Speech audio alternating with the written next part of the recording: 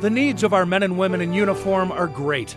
For years, the American military family has stepped up to meet the needs of tens of thousands of military families through its various programs. The Colorado Support the Troops license plate program has provided financial assistance to Colorado's active duty, reserve, and veteran communities. The Wounded Warrior program provides financial aid and support for our injured heroes. AMF's Adopt a Soldier program sends care packages, letters, and treats to our troops serving in harm's way, as well as coordinates welcome home reunions. And the Gold Star Family program provides support and recognition to the families and loved ones who have made the greatest sacrifice. But American Military Family isn't only about the programs. AMF is about impacting real people with real needs. It was an early morning.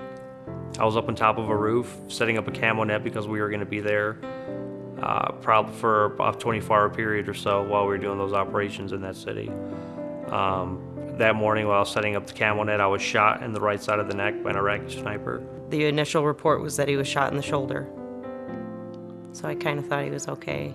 When I got to Walter Reed, obviously, realized that the extent of his injuries were much more severe. He was on life support, had been shot in the neck, and that's where I found out that he was paralyzed. Our biggest concern after things stabilized was where we were going to live. What were we going to do now? We needed so much more than the average family at that point. We needed everything to be handicap accessible, and we knew nothing about what that meant. My wife and I were invited to the 2007 Hold Out for Heroes event. I was the honored guest there, and towards the end of the event, my wife and I were brought up in front of the audience and presented a home. We were just shocked. We were just absolutely shocked. It was our biggest concern. It was the scariest thing to not have a place to call home after being injured. The house is fully handicap accessible. There's not a room that I can't get into in the entire house. I have automatic doors on all the exterior doors, light switches low enough where I can hit them. There's an overhead lift system in the bedroom. Makes it easier for my wife, to get me in and out of bed. Completely handicap accessible roll-in shower, large enough for a shower chair.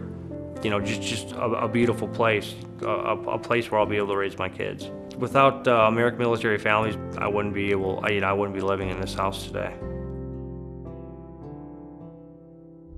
Justin went to the 82nd Airborne wanting to be a Ranger. And when he got through jump school, he enjoyed just being a paratrooper.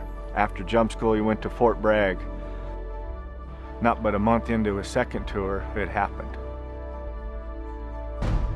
Justin was promoted to staff sergeant, so he was in the lead truck and running the crew, and an IED got the best of him. And the platoon sergeant, which is Justin's best friend, got to Justin and did everything they could, and there was nothing to